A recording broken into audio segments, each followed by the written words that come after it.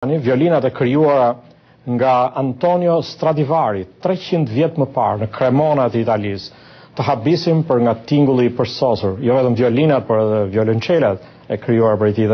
Kjo është arsyeja që ato pak instrumente që kanë mbijetuar deri në ditët tona arrin çmime në miliona dollar. Për vite me radhë, mjeshtrat dhe shkencëtarët i kanë studiuar këtë violina për të gjetur sekretin e tyre, përse këto instrumente tingëllojnë kaq mirë.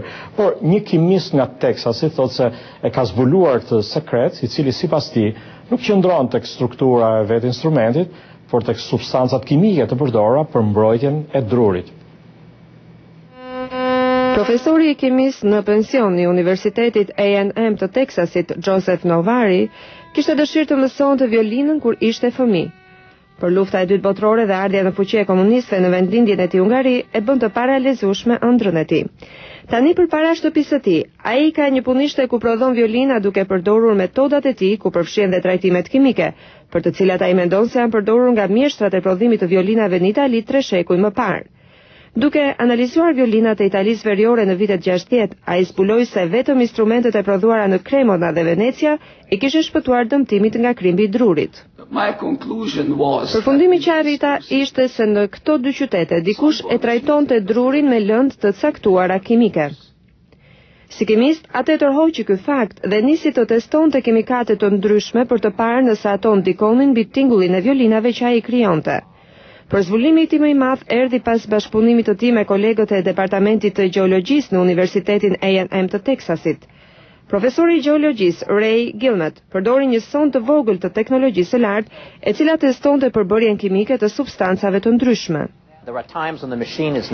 Gjatë orëve kur aparatura nuk ishte në përdorim, gjatë natës apo fundjavëve, mora leje nga departamenti për ta përdorur atë për zgjidhjen e këtij problemi shumë interesant. Ai merrte pjesë shumë të vogla druri, të rëna nga violinat Stradivari kur ato riparoheshin, i diqte në laborator dhe pastaj analizonte hirin në aparat, duke zbuluar praninë e kimikateve si squfur, klor dhe boron. Këto lëndë nuk janë të pranishme në asnjë dru natyror dhe janë mjaft të dallueshme nga druri natyror, thot ai. Lëndë të tilla përdoren si kimikate për mbrojtjen e drurit dhe kjo e përforcoi teorinë e profesor Noxvarit se duke trajtuar kimikisht drurin, mjeshtrat e vjetër italian kishin prodhuar pa e ditur një instrument më të mirë. Megjithse shumë muzikante përshëndetën këtë studim, thot Noxvari, koleksionistët e instrumenteve antike nuk ishin as pak të kënaqur. Është më lehtë të shesësh një violin Stradivari për $5 milion kur i thua blerësit se ajo është produkti një farë frymëzimi misterioz apo hynor.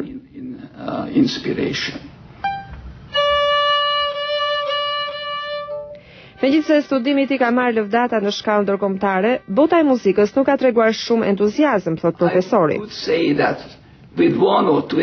të them se me 1 ose 2 përjashtime thuajse e gjithë industria u shpreh shumë negativisht ndaj një shkencëtari si unë që përpiqej të bënte një studim të tillë.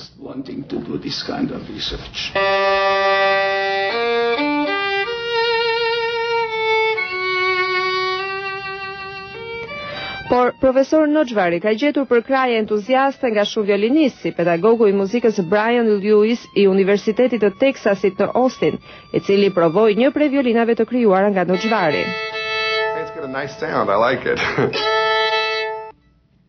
Por Lewis nuk mund të thotë se kjo violinë e re nga Texasi është paqë mirë sa një violinë Stradivari, sepse një instrument duhet të përdoret për shumë vite për të fituar potencialin e tij të plotë.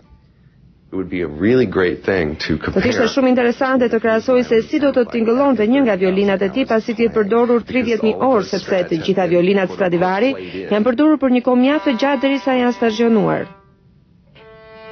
Violinat e bëra nga Noxvarti dhe të tjerët duke përdorur teknikën e tij mund të arrijnë një ditë tonalitetin ideal, si ato të Stradivarit, dhe të tregojnë se nga kimia mund të lindë muzikë e famshme.